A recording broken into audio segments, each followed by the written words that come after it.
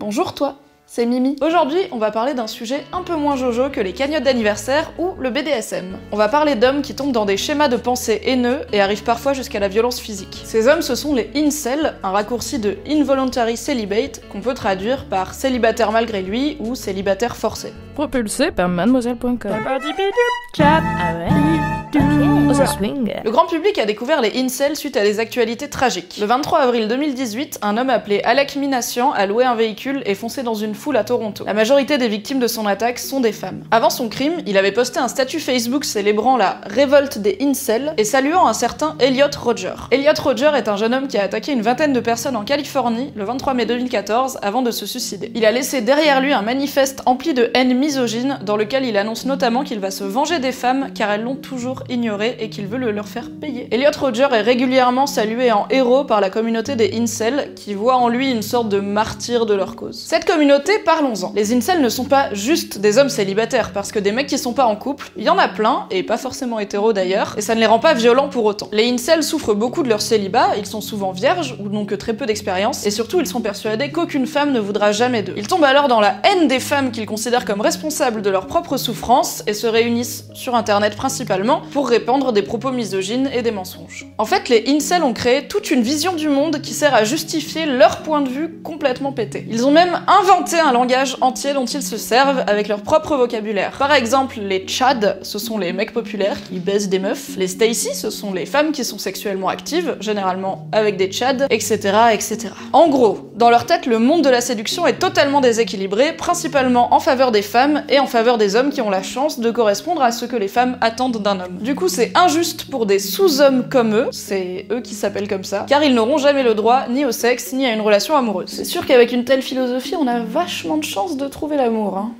Ces mecs en viennent donc à haïr les femmes et tiennent souvent des propos haineux, misogynes, complètement discriminatoires. Par exemple, certains n'hésitent pas à dire que le gouvernement devrait assigner une femme comme partenaire sexuel à chaque homme. Ce qui est, tu l'auras deviné, un viol. Purement et simplement. J'ai lu plusieurs incels reprocher aux femmes la tuerie de Toronto, car si une femelle, une seule, avait bien voulu baiser Alec Minassian, alors il n'aurait pas tué. Autre citation de qualité. Ne pas avoir de compagne ou de relation sexuelle est dur pour les hommes, il est logique que certains craquent. Tu l'auras remarqué, les incels nient totalement le fait que les femmes aussi peuvent souffrir du célibat ou du manque de relations sexuelles. Ils pensent que quand on est une femme, il suffit d'aller littéralement n'importe où et de demander à littéralement n'importe quel homme de coucher avec toi pour accéder à une relation sexuelle. Ce qui en dit long sur leur vision des femmes, mais aussi des hommes finalement, qui seraient des bites sur pattes. Ok. Puis à mon avis, faut voir la gueule de l'acte sexuel accompli avec le premier clampin venu. Il y a de bonnes chances que la femme ne passe pas un super moment, n'ait pas d'orgasme, et que monsieur ne sache même pas où se trouve son clitoris. Il est au-dessus, pour info. Et le plus dingue dans tout ça, c'est que les incels se soutiennent même pas entre eux. Franchement, ils sont méchants!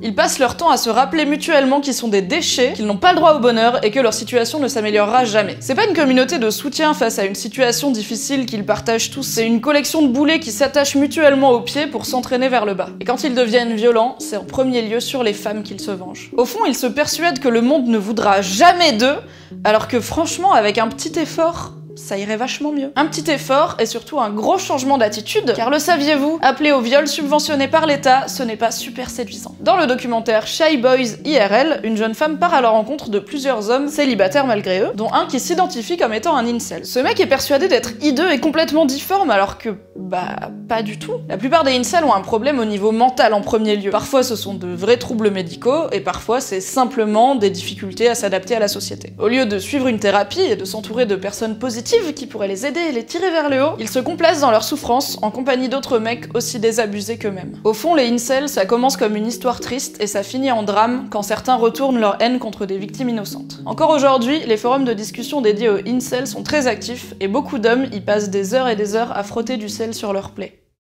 J'espère que cette vidéo t'a aidé à y voir plus clair sur la communauté des incels et ses dangers. Si tu connais une personne qui est impliquée dans ce genre de délire, ou que toi-même des idées similaires te sont déjà passées par la tête, je ne peux que conseiller le recours à une aide professionnelle. Il n'y a pas de honte à aller voir un psy, ça arrive à tout le monde, et surtout ça peut sauver des vies. La tienne en premier. Et si jamais tu ne te sens pas encore prêt ou prête à sauter le pas et à entamer une thérapie, parle-en à des personnes autour de toi et trouve des gens bienveillants qui t'aideront à aller mieux. Pas comme les incels du coup. Pour te mettre un peu de baume au cœur, tu peux lire ce témoignage d'un ancien incel qui raconte comment il s'en est sorti et il a réussi à s'épanouir. Spoiler alerte, c'était pas super compliqué. Si tu as des questions ou des réactions, poste-les dans les commentaires, je te promets de tout lire avec beaucoup d'attention. Et je compte sur toi pour faire tourner cette vidéo au plus grand nombre. Je te donne rendez-vous dans 2 semaines pour une nouvelle vidéo, probablement un peu plus funky, en alternance avec The Boys Club, c'est la chaîne de mon podcast sur la masculinité qui sort aussi un mercredi sur 2. D'ailleurs, comprendre comment la masculinité se forme aide beaucoup à piger le fonctionnement des communautés comme celle des incels. Je dis ça, je dis rien, mais abonne-toi.